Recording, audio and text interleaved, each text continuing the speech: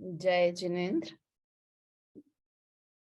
निज स्वरूप को परम रस जामे भर्यो अपार, वंदो परमानंदमय समय सार अविकार। कुंद कुंद मुनि चंद्रवर अमृत चंद्र मुनि, आत्मरसी बनारसी वंदो पद अरविंद। नाटक समयसार ग्रंथ के सर्व विशुद्ध द्वार से आज हमारी चर्चा प्रारंभ हो रही है। इसका पूरा नाम है सर्व विशुद्ध ज्ञान अधिकार। अभी तक के कितने अधिकार हमने पढ़ लिए हैं, उसके नाम कोई बता सकता है? चलिए मैं एक बार बताती हूँ। जीव द्वार, अजीव द्वार, कर्ता कर्म द्वार, कर्ता कर्म क्रिया द्वार, चौथा पुण्य पाप द्वार, फिर आश्रव द्वार, संवर द्वार, निर्जरा द्वार, बंध द्वार और मोक्ष द्वार। कितने हो गए? 9 द्वार हो गए। इसकी चर्चा हम कर आए हैं। एक बार फिर से बोलूं, 7 तो तत्व के ही नाम थे, किंतु फिर भी एक बार बोलते हैं। जीव अजीव द्वार, फिर कर्ता कर्म क्रिया द्वार, फिर पुण्य पाप एकत्व द्वार, है ना। फिर उसके बाद आश्रव द्वार, फिर संवर, निर्जरा द्वार, बंध द्वार और मोक्ष द्वार, है ना। 9 द्वार हो गए। 9 द्वार पर हम चर्चा कर आए हैं।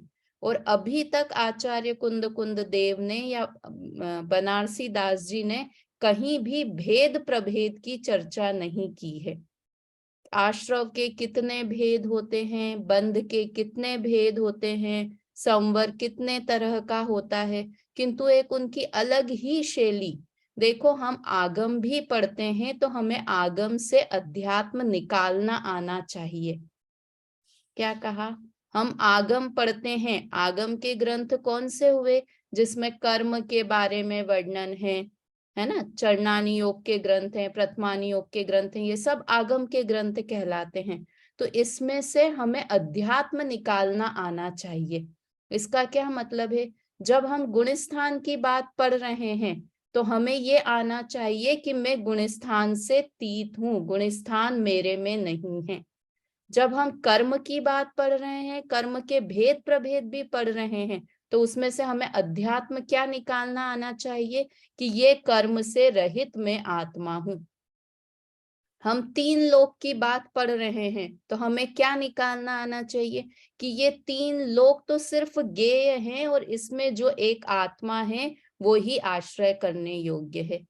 देखो, दौलत राम जी ने छड़ाला का मंगलाचरण ही लिखा ना। 3 भुवन में सार वीत राग विज्ञानता, है ना। तो 3 भुवन में, तीनों लोक के बारे में जानकारी हो, किंतु उसमें सारभूत क्या है कि वीतरागता है या कहें आत्मा है। तो इस तरह ये ग्रंथ की खासियत है कि इसमें इधर उधर की बात नहीं करके कान ऐसे पकड़ना है या ऐसे पकड़ना है, कैसे पकड़ना है कि जो सरलता से, कि यहाँ पर डायरेक्ट आत्मा की बात की है कि आत्मा में आश्रम नहीं है, बंध नहीं है, संवर, निर्जरा और यहाँ तक कि मोक्ष भी आत्मा में नहीं है। क्यों नहीं है? क्योंकि मोक्ष तो एक पर्याय है, नई प्रकट होने वाली पर्याय है। तो मैं मोक्ष जितना नहीं हूं, मोक्ष तो आएगा, किंतु मैं तो आत्म तत्व हूं। हमने कल की क्लास में देखा था ना, बंध और मोक्ष दोनों आत्मा में नहीं है। क्यों? क्योंकि कभी आत्मा बंधा ही नहीं है तो मुक्त कैसे हो।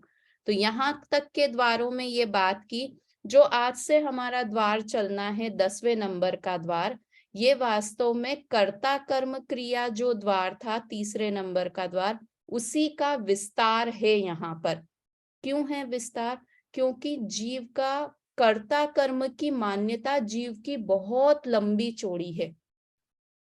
हम ये तो मान लेते हैं कई बार, जैसे हमारा किसी से घर में झगड़ा हो जाए तो हम ये तो तुरंत मान लेते हैं कि अरे कोई भी मेरा नहीं है, सब स्वार्थी हैं।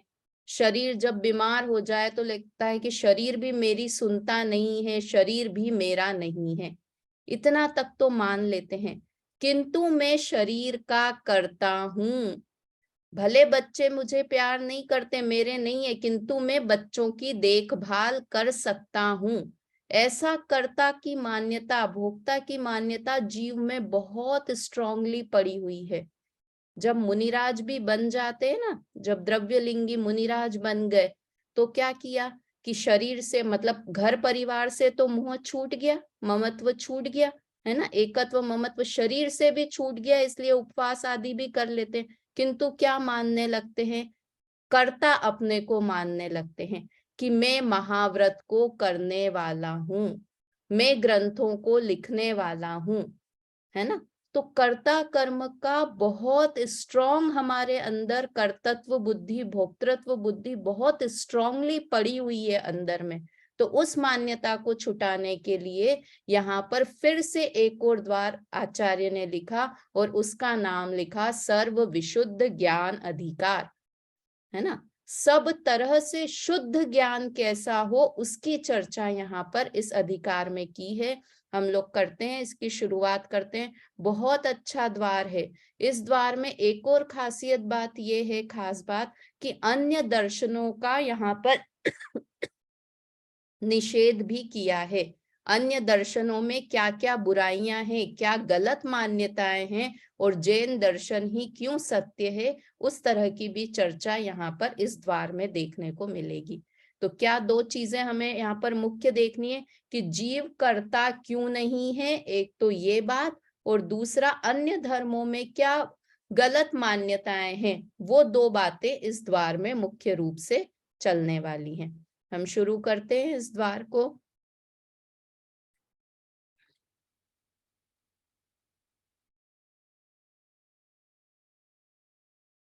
स्क्रीन दिख रही है ना आप लोगों को? चलिए, सर्व विशुद्ध द्वार 10वां द्वार है।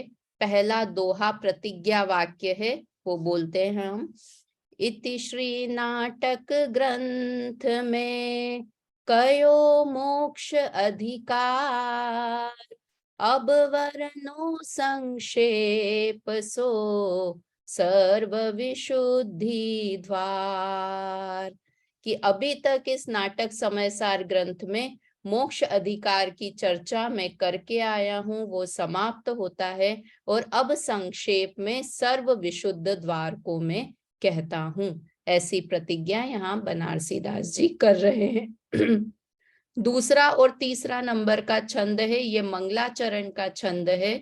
दूसरा और तीसरे नंबर का छंद, उस पे चर्चा हम करते हैं। सवैया इक्तीसा है, एक साथ मिलके सब लोग बोलते हैं पहले।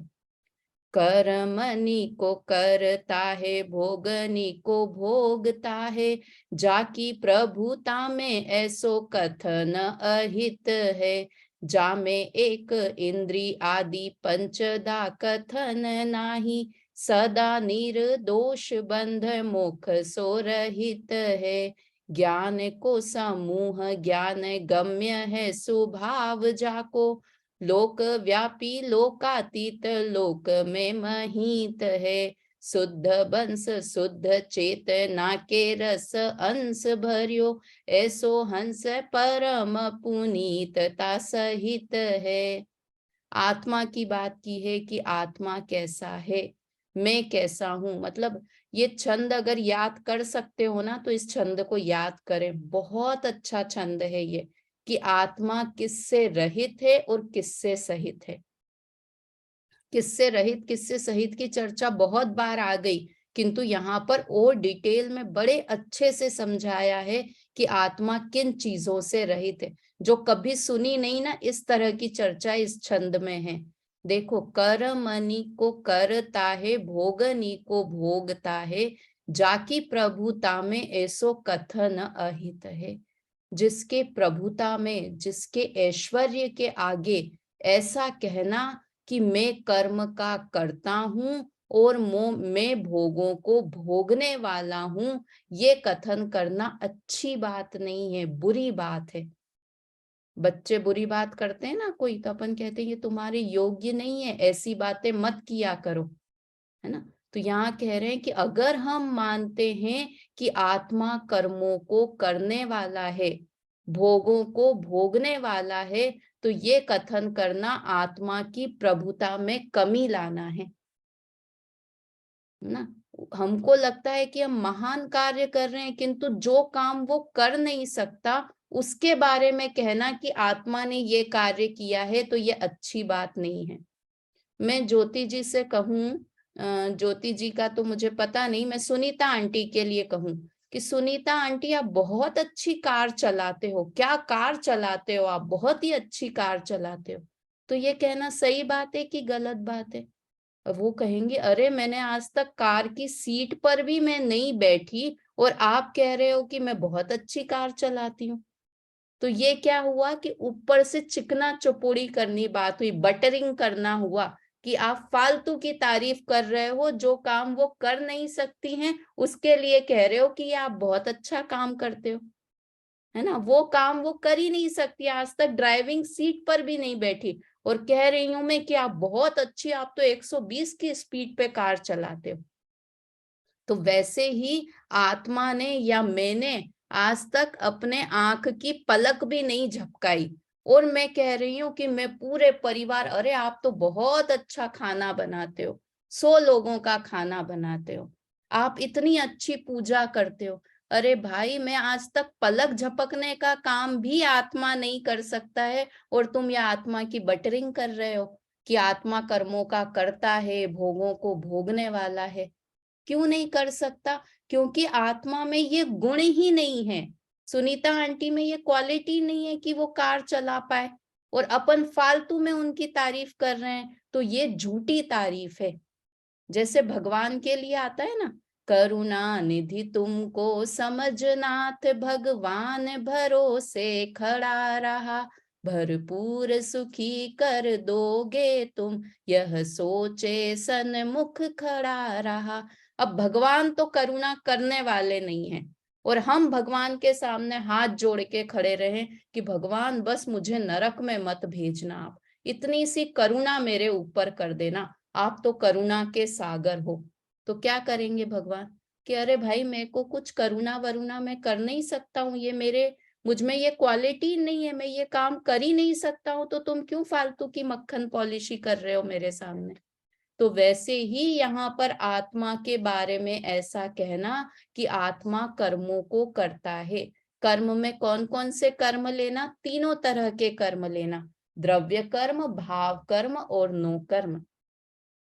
मोह राग द्वेष के परिणाम आत्मा नहीं कर सकता है, ज्ञानावर्णादि कर्म आत्मा नहीं बांध सकता है, और नौ कर्म शरीर की क्रिया का कर्ता भी आत्मा नहीं है। इसी तरह भोगों को भोगने वाला, मतलब 5 इंद्रिय के जो विषय भोग हैं, रसगुल्ले का स्वाद लेने वाला आत्मा नहीं है, क्योंकि रसगुण किसमें है? पुद्गल में है। अच्छी साड़ी पहनने वाला आत्मा नहीं है ना, ज्वेलरी पहनने वाला आत्मा नहीं है। इससे सरलता से और कुछ नहीं समझाया जा सकता कि ये सब करने वाला आत्मा नहीं है। ऐसा कथन करना आत्मा की प्रभुता का सम्मान नहीं, उसका निरादर करना है। आत्मा के बारे में ऐसा कहना आत्मा का निरादर करना है, अहित करना है ना। और क्या कहना आत्मा के बारे में? जामे एक इंद्री आदि पंचदा कथन नाही। 5 प्रकार की इंद्रियां, एकेंद्रिय जीव है, 2 इंद्रिय जीव है, पंचेंद्रिय जीव है, संगी जीव है, नारकी जीव है, मनुष्य जीव है, ऐसा कथन भी जिसमें नहीं है। तो आप नहीं हो बीना आंटी, आप कौन से इंद्रिय जीव हो? कितने इंद्रिय जीव हैं आप? 3 इंद्रिय हो, 4 इंद्रिय हो, या पंचेंद्रिय जीव हो आप? पंचेंद्रिय। पंचेंद्रिय। आत्मा की कितनी इंद्रियां होती है? कोई नहीं होती। तो फिर आप आत्मा हो या शरीर हो? आत्मा हूँ, और दोनों तो आत्मा की एक भी इंद्रियां नहीं होती है। हाँ, ये जो कहा ना पंचेंद्रिय हैं, कथन आया है ग्रंथ में कि 5 इंद्रिय जीव, किंतु ये व्यवहार से कहा गया है। ये तो क्योंकि शरीर की है। हाँ, जब जिस आत्मा के बाहर जो ये शरीर है उस शरीर में आपकी 5 इंद्रियां हैं, आत्मा में इंद्रियां नहीं है। ये कथन व्यवहार जो मैंने कहा ना शुरू में, आगम में से अध्यात्म निकालना आना चाहिए। अब जहां ग्रंथ में ऐसा लिखा हुआ है पंचेंद्रिय जीव, आप पंचेंद्रिय जीव हो, मनुष्य गति वाले हो, ये लिखा आया, तो हमको क्या समझना चाहिए कि जो ये संयोग में शरीर मिला है ना, इस शरीर की 5 इंद्रियां हैं। ये हमको समझना पड़ेगा। ये समझाने के लिए आचार्य लिखने के लिए हर बार ऐसा थोड़ी लिखेंगे आप तो आत्मा हो, किंतु कहने के लिए आपके जो संयोग में शरीर है उसकी 5 इंद्रियां। शॉर्टकट में बोलने का नाम है आजकल तो इतना शॉर्टकट चल गया है कि पूरा नाम भी नहीं बोलते हैं। अब मेरे बेटे का नाम ग्रंथ भारिल है, तो उसको स्कूल में कोई भी ग्रंथ भारिल, जीबी करते हैं सब उसको। जीबी क्या हालचाल है, फोन भी आएगा, आंटी जीबी कहाँ है, मैंने कहा भैया जीबी क्या होता है। सब में शॉर्टकट चलता है। तो हमारे आचार्य भी शॉर्टकट में लिखते थे कि पंचेंद्रिय जीव, किंतु जीव अलग है, 5 इंद्रियां अलग है, दोनों अलग अलग चीज है ना। तो इस तरह से यहाँ लिखा कि जिसमें एकेंद्रिय और 5 इंद्रिय का कथन भी जिसमें नहीं है। इंद्रियातीत है भगवान आत्मा, इंद्रियों से जानने में भी नहीं आता है और इंद्रियां आत्मा में है भी नहीं। सदा निर्दोष बंध मोक्ष सो रहित है, सदा निर्दोष है और कैसा नहीं है, ये कल भी बात आई थी कि बंध और मोक्ष से भी रहित है। आत्मा में बंध भी नहीं है और आत्मा का मोक्ष होगा भी नहीं, क्योंकि आत्मा तो सदैव मुक्त स्वरूप ही है। कर्मों ने आत्मा में प्रवेश ही नहीं किया है। कर्म बाहर बाहर ऐसी ड्राइंग आती है ना, तो आत्मा अलग, उसके बाहर बाहर कर्म है, आत्मा में कर्मों ने प्रवेश भी नहीं किया है। आत्मा के प्रदेश एकदम अलग हैं और कर्मों के प्रदेश एकदम अलग हैं। तो ये सुन के अभी 12 नहीं बजने चाहिए, अपनी शक्ल पे खुशी आ जानी चाहिए कि मैं आत्मा ऐसा हूं कि जो कभी कर्म से बंधा ही नहीं है। मुझे इतना तक आता है, मोक्ष से भी रही, अगर मोक्ष को आना है तो मेरे पास आए, मुझे मोक्ष की जरूरत नहीं है। जो इतनी हिम्मत रखता है ना, उसके पास मोक्ष आता है। हम मोक्ष जाना है ऐसा सोचेंगे तो मोक्ष पास नहीं आएगा, है ना।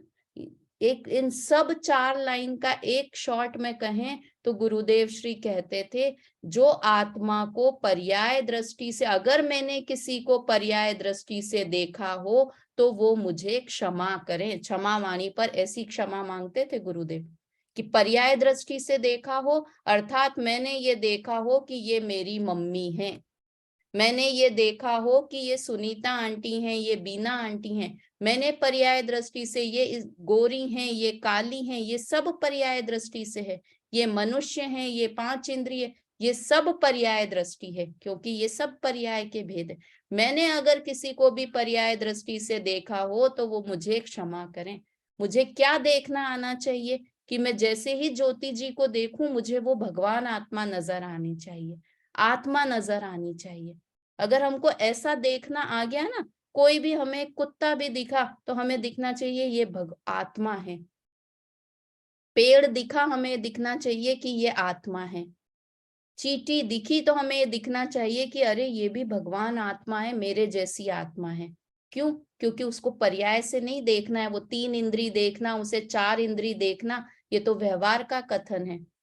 अगर हमने ऐसा देखने लगेंगे ना, तो अपने आप हमें किसी की जीव की हिंसा करने का परिणाम नहीं आएगा, किसी का दिल दुखाने का परिणाम नहीं आएगा। अगर हम अपने परिवार में दूसरी हमारी सास है, देरानी है, जेठानी है, ननंद है, उन्हें भी आत्मा देखने लगेंगे तो उनके साथ हम बुरा व्यवहार नहीं करेंगे।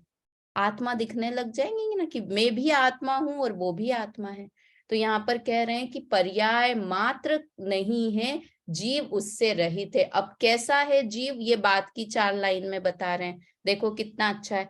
ज्ञान को समूह ज्ञान गम्य है स्वभाव जाको, जो ज्ञान का समूह है, जिसमें ज्ञान है और ज्ञान गम्य है, ज्ञान गम्य है अर्थात आत्मा में एक प्रमेयत्व नाम का गुण है।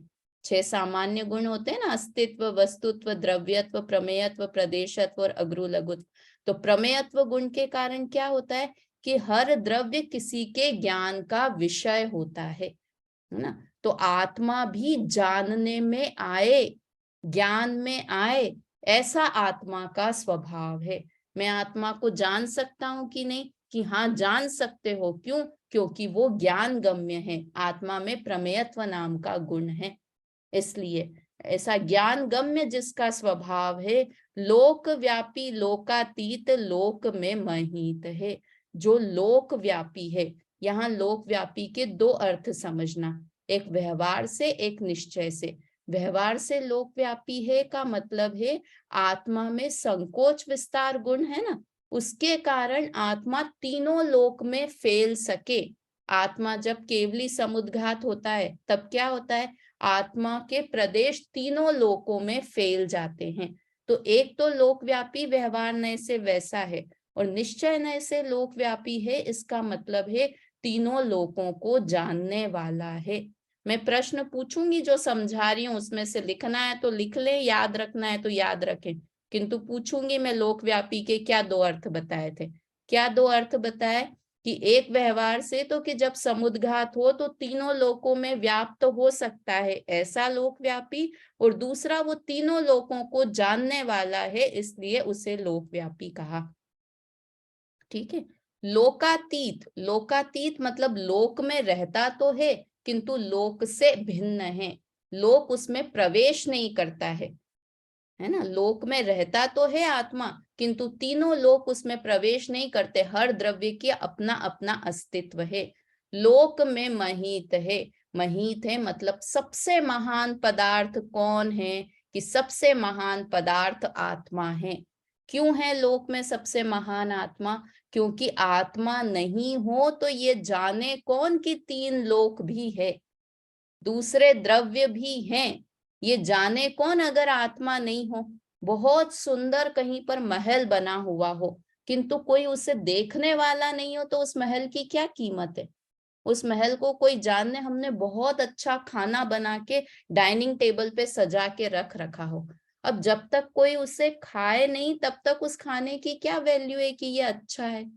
वैसे ही तीन लोग कितना भी बड़ा हो, किंतु अगर तीन लोगों को कोई जानने वाला नहीं है तो उस तीन लोग की कोई कीमत नहीं है। इसलिए तीनों लोकों में सबसे महान आत्मद्रव्य है। क्यों? क्योंकि उसमें ज्ञान गुण है, ऐसा है। देखो इसका अगले वाला तो और भी अच्छी लाइन है, शुद्ध बंस शुद्ध चेतना के रस अंश भरियो। शुद्ध वंश वाला है, वंश मतलब वंश, आत्मा का वंश कैसा है, कहाँ से वंश मतलब कौन सी जाति का है, कहाँ से उत्पन्न हुआ है, कि शुद्ध ही है, जब से है तब से वो शुद्ध ही है, इसलिए शुद्ध वंश वाला है। और ये लाइन कितनी अच्छी है, शुद्ध चेतना के रस अंश भरियो है, आत्मा का अंश अंश कण कण शुद्ध चेतना से लबालब भरा हुआ है। शुद्ध चेतना से मतलब ज्ञान से भरा हुआ है। जैसे रसगुल्ला होता है ना, चाशनी से एकदम भरा हुआ होता है, पूरा मीठा, उसका कोई भी कण खा लो तो कैसा है वो, कि चाशनी से भरा हुआ है। वैसा ही आत्मा किससे भरा हुआ है, कि शुद्ध ज्ञान दर्शन, चेतना मतलब ज्ञान दर्शन, शुद्ध ज्ञान दर्शन से भरा हुआ आत्म तत्व है। समझ में आया ना। ऐसो हंस परम पुनीतता सहित है, ऐसो हंस मतलब ऐसा आत्मा परम पवित्रता से सहित है, परम पवित्र पदार्थ इस दुनिया में है। क्यों है पवित्र? क्योंकि वो शुद्ध है, शुद्ध है इसलिए पवित्र है। तो ऐसा आत्म तत्व, किसका आत्मा ऐसा है बीना आंटी? भगवान का आत्मा ऐसा है, मैं ऐसा हूं, मैं ऐसा शुद्ध पवित्र पदार्थ हूं, ऐसा यहाँ पर बताया। कितना अच्छा छंद है, मतलब वास्तव में ये याद करने जैसा छंद है, कि तो इसको तो याद ही कर लो कि मैं कैसा नहीं हूं, कितनी डिटेल में, कि मैं पर्याय मात्र नहीं हूं, मैं बंध भी नहीं हूं और मोक्ष भी नहीं हूं। इससे उत्कृष्ट और कोई बात हो ही नहीं सकती है, इतनी उत्कृष्ट बात इसमें लिखी है ना। मैं पांच इंद्रिय वाला नहीं हूँ, पर्याय वाला नहीं हूँ, करने भोगने वाला नहीं हूँ, कर्मों का करता नहीं हूँ, भोगता नहीं हूँ, मतलब मैं इन सब चीजों से रहित हूँ। और कैसा हूं, कि ज्ञान से भरा हुआ हूँ। अंश अंश में ज्ञान भरा हुआ है मेरे, एक एक कण कण में ज्ञान भरा हुआ है मेरा, और मैं परम पवित्र पदार्थ हूँ। ऐसी अंदर में महिमा आके बहुमान आना चाहिए, चेहरे पे 12 नहीं बजने चाहिए, मस्त चेहरा हो जाना चाहिए कि ऐसा परम पवित्र पदार्थ में आत्मा हूँ, है ना। चलिए इसका अर्थ पढ़िए, मम्मी पढ़ो इसका अर्थ।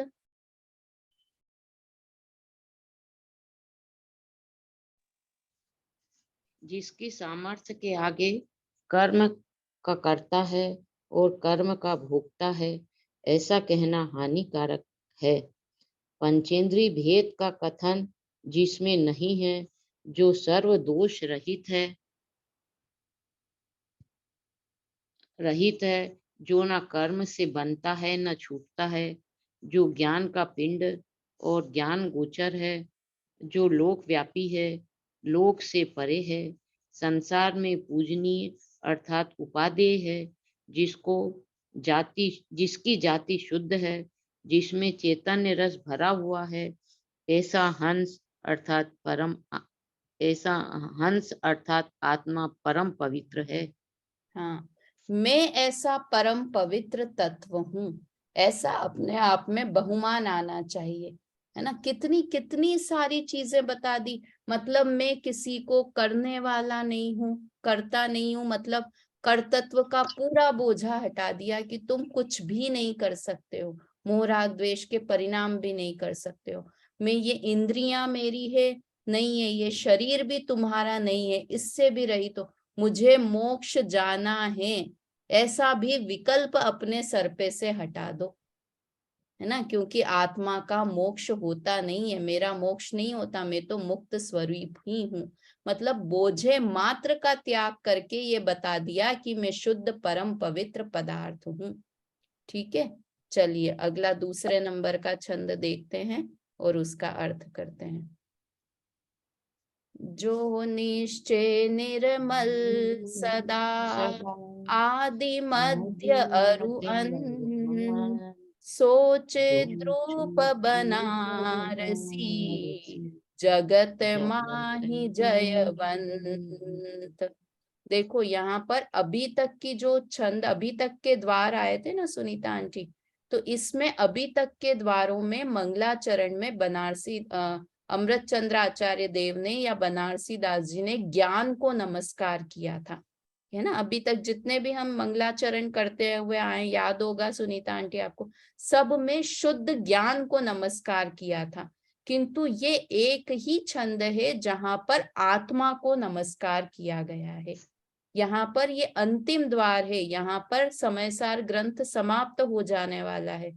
तो इस द्वार में अमृत चंद्र आचार्य देव ने शुद्ध आत्मा को नमस्कार किया है। कैसा है शुद्ध आत्मा? जो निश्चय निर्मल सदा, जो निश्चय से हमेशा निर्मल है। कहाँ से निर्मल है? आदि मध्य और अंत, हमेशा से। सदा का अर्थ बताया, शुरू से, पहले भी निर्मल था, अभी भी और अंत में भी। या आत्मा की जहां से शुरुआत मानो ऊपर से नीचे तक, आदि मध्य और अंत में, समय के हिसाब से मानो आदि मध्य और अंत, हमेशा निर्मल ही है, पूरी तरह निर्मल है। अशुद्धता कब आती है किसी में भी? अशुद्ध कौन होता है तंत्रिका जी, कौन होता है अशुद्ध?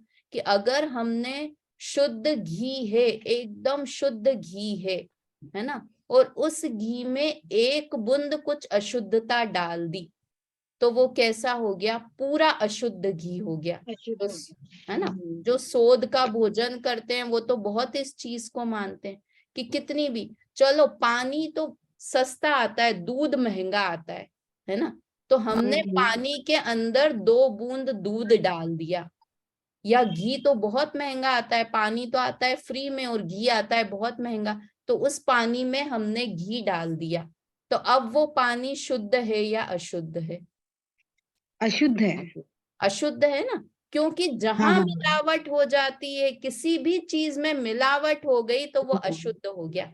अब वो पानी जैसे होता है ना, अपन मुझे ध्यान है पहले तो, अब शादियों में ऐसा नहीं होता, पहले शादी में या शिविर वगैरह में जाते थे ना, तो पानी, स्टील के ग्लास में पानी देते हैं, तो अब वो पानी की ग्लास में कहीं तेल, या अपन ने पानी भरा और ऊपर उसमें तेल तेल आ जाता है, अच्छे से मंजी हुई नहीं होती है ना वो ग्लासें, तो उसमें ऊपर ऊपर तेल तैरने लगता है, तो वो पानी इतना गंदा लगता है, छी छी ये ग्लास गंदा है भैया इसको हटा दो। तो वो कहेगा आपसे कि अरे जो ये सब्जी आप खा रहे हो ना, इसमें भी तेल है और इस पानी में भी तेल है, क्या दिक्कत है ये पानी पीने में, पी लो ये क्योंकि पानी। उसका अस्तित्व स्वच्छ है ना, और अगर उसकी स्वच्छता के अंदर कुछ एक बूंद डाल दी जाए तो हाँ, मिलावट कहलाती है। तो मिलावट मिलावट होने के बाद तो पीने लायक नहीं रहती। पीने तो वो ऐसे हम, सब्जी में अगर पानी डाल दिया तो सब्जी हाँ खाएंगे नहीं, क्योंकि इसमें तो पानी पानी है, तेल तो पानी दिखाई नहीं दे रहा। तो हाँ जहाँ मिलावट है वो चीज अडोप्ट नहीं की जा सकती। हाँ, वो चीज अशुद्ध है, वो शुद्ध नहीं शुद्ध है। है। तो आत्मा हम्म, कैसा है कि आत्मा में ऊपर बताए ना, किंचित मात्र भी अशुद्धता नहीं है, ऐसा मेरा स्वभाव है। मैं इतने समय से क्रोध कर रहा हूँ, गुस्सा कर रहा हूँ, राग कर रहा हूँ, कितना कितना अपने, अभी से अपन जितने साल के हैं, 40 50 60 साल के, अपनी पुरानी हिस्ट्री देखो, क्या क्या पाप नहीं किए हैं, सब तरह के पाप किए, किंतु आत्मा पापी हो गया क्या? कि नहीं, आत्मा नहीं हुआ। पापी नहीं हुआ, आत्मा शुद्ध आत्मा का का तो शुद्ध रहा। आत्मा का स्वरूप ही शुद्ध है। हाँ, चैतन्य आत्मा पवित्र है। और उस पवित्र शरीर में है। आके अशुद्ध हो गई, मिलावट हो गई ना, जहाँ हाँ, पे शरीर और आत्मा की नहीं, समझ के।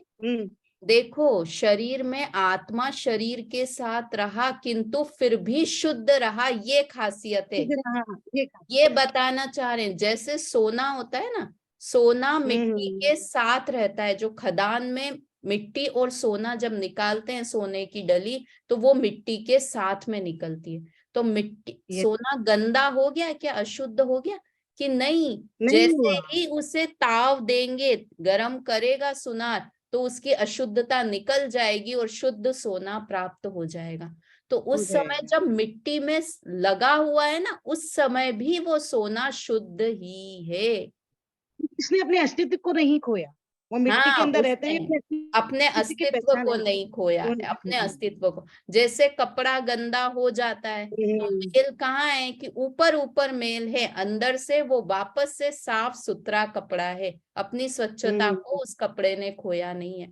वैसे आत्मा कैसा है कि सदा पवित्र निर्मल है, हमेशा निर्मल हम्म, है। अभी निगोदिया नारकी का आत्मा कैसा है? नारकी तो बहुत पापी जीव है ना सुनीता आंटी, बहुत पापी है नारकी तो। क्यों? देखो उसको पाप की सजा भी मिल रही है, उसने कितने कितने पाप किए हैं, इसलिए नारकी जीव तो पापी है। भगवान शुद्ध हैं, भगवान पवित्र हैं, किंतु नारकी तो पापी है। तो यहाँ कह रहे हैं नारकी भी निर्मल सदा, परम पवित्र है नारकी का आत्मा भी, नारकी जीव भी परम पवित्र है। पर्याय में उसके अशुद्धि है, पर्याय में उसे कर्म का बंध हुआ है, पर्याय में वो नरक दशा में है, पर्याय में पाप भोग रहा है, किंतु आत्मा देखें तो आत्मा परम पवित्र है उसका, है ना। मतलब जीव मात्र का, निगोद से लेकर सिद्ध भगवान तक, सारी ही आत्मा आदि मध्य और अंत से निर्मल है, पवित्र है ना। दीदी इसका मतलब अगर हम सबको आत्मा स्वरूप देखें तो फिर हाँ सब अच्छे ही लगेंगे। कि किसी में हाँ, कुछ है ही नहीं, हर कोई स्वच्छ ही लगेगा, तो हमारी सब शिकायतें मिट जाएगी कौन कैसा है। कौन कैसा है, मतलब वास्तव में हमको द्रव्य से देखना आना चाहिए। इसलिए पर्याय से, हम्म, किसी ने आप पर गुस्सा किया, किसी व्यक्ति ने हमारे ऊपर गुस्सा किया, तो उस पे हमको क्रोध नहीं आना चाहिए कि ये कितना खराब हम्म, आदमी है, ये मेरे पे गुस्सा। उसको उस समय भी आत्मा देखेंगे कि ये स्वभाव से तो शुद्ध है, पर्याय में इसके क्रोध उत्पन्न हो रहा है। हो रहा है। तो वो ये क्रोध थोड़ी देर का है, थोड़ी देर बाद ये नॉर्मल हो जाएगा, तो वापस से ठीक है, क्योंकि क्रोध आने जाने वाली चीज है, वो उसका स्वभाव नहीं हम्म, है। स्वभाव आता जाता नहीं है। जो ये लिखा ना, सो चिद्रूप हम्म, बनारसी, चिद्रूप मतलब चैतन्य पिंड, जो ज्ञान वाला स्वभाव है वो आएगा जाएगा नहीं। क्रोध के परिणाम आएंगे चले जाएंगे, पूजा करने का परिणाम आएगा चला जाएगा, पाठशाला सुनने का परिणाम आएगा और चला जाएगा, किंतु ज्ञान जो मेरा है ना, चिद्रूप, चिद रूप, मेरे भाई का नाम है चिद्रूप, चिद्रूप का क्या अर्थ होता है? चिद मतलब होता है चैतन्य और रूप मतलब चैतन्य ही मेरा रूप है, ऐसा आत्मा। तो चैतन्य रूप आत्मा का हमेशा रहेगा ही रहेगा। तो ऐसा जो चिद्रूप है, ऐसा जो आत्मा निर्मल पवित्र पदार्थ है, जगत माही जयवंत, वह हमेशा जगत में पूजनीय है, जयवंत है। मैं उस आत्मा को नमस्कार करता हूँ, ऐसा बनारसी दास जी कह रहे हैं। पढ़िए इसका अर्थ, ज्योति जी पढ़िए इसका अर्थ।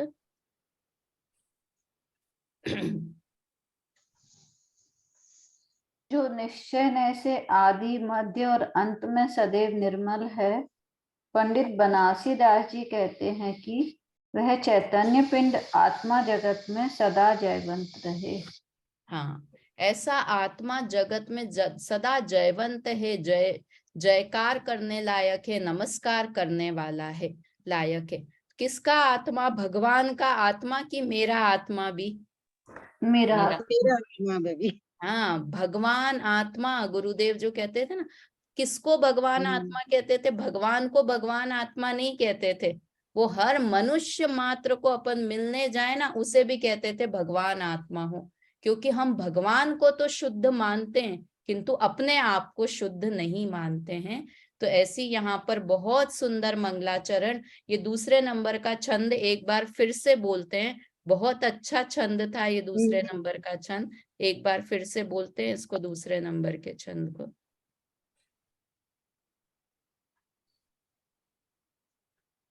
मैं कैसा हूं, मेरी महिमा यहाँ पर बताई है। अगर याद कर पाए आप लोग तो इसे याद करें और इसे दोहराते रहें, ऐसे छंद हैं ये सारे। करमनि को करता है, भोगनी को भोगता है, जाकी प्रभुता में ऐसो कथन अहित है, जा में एक इंद्री आदि पंचदा कथन नाही, सदा निर्दोष बंध मोक्ष सो रहित है, ज्ञान को समूह ज्ञान गम्य है स्वभाव जाको, लोक व्यापी लोकातीत लोक में महित है, शुद्ध बंस शुद्ध चेतना के रस अंश भर्यो, ऐसो हंस परम पुनीतता सहित है। हंस मतलब क्या मम्मी? हंस मतलब दीदी हाँ आत्मा। हाँ, हंस मैं मतलब दीदी हंस जैसे स्वच्छ होता है, वो हमेशा मोती को चुगता है, वो हाँ, कभी भी बाकी कंकड़ को छोड़ देता है। तो मैं आत्मा भी हंस के समान हूँ, पवित्र हूँ, शुद्ध हूँ। पवित्र है, शुद्ध है, एकदम निर्मल है, इसलिए आत्मा को हंस कहा। हंस चलिए, कहा गया है। आत्मा को किससे रहित बताया? बीना आंटी कोई भी एक चीज बताएं जिससे आत्मा रहित है। शुरू की 4 लाइनें आई थी, उसमें से बताएं कोई भी एक चीज की आत्मा अर्थात आप कैसे हैं, किससे रहित हैं। बीना आंटी नहीं है इधर। अच्छा, तंद्रिका जी बताइए आप। भाभी मैं आत्मा मोक्ष रहित हूँ, कर्म बंधों से रहित हूँ, वेरी निर्मल गुड, हूँ, वेरी गुड। शांत हूँ, हंस के समान हूँ, और मेरे अंदर किसी भी कर्म का कोई बंधन नहीं है। मैं मुक्त आत्मा हूँ, ना तो मोक्ष जाती हूँ ना मोक्ष से आती हूँ, मैं एकदम स्वतंत्र आत्मा हूँ। Very good, very good. Sunita aunty आप बताइए, लोकव्यापी का क्या अर्थ बताया था? लोकव्यापी मतलब समुद्र घात होता है जब, तो लोकव्यापी हो जाता है आत्मा, और नहीं वो अपने शरीर पर मान रहता है। हाँ, ये व्यवहार से कहा, और निश्चय से आत्मा लोकव्यापी है, इसका क्या मतलब? एक और वो अर्थ बताया था लोकव्यापी का। दीदी वो मतलब तीन लोग को जानने वाला है आत्मा। हाँ, लोकव्यापी है अर्थात तीनों लोकों को जानने वाला आत्मा है, ऐसा आत्मा है। ज्योति जी बताएं कि आत्मा किससे भरा हुआ है, आत्मा के अंदर क्या है? ज्ञान से भरा हुआ है, चैतन्य। हाँ, चेतना के रस से भरा हुआ है, अर्थात आत्मा को कहीं से भी देखें तो आत्मा ज्ञान से ही भरा हुआ है, ऐसा ज्ञान तत्व में हूं। अब ये हमारी आज का समय हुआ, कल की क्लास से बहुत अच्छी चर्चा चलेगी कि आत्मा करता क्यों नहीं।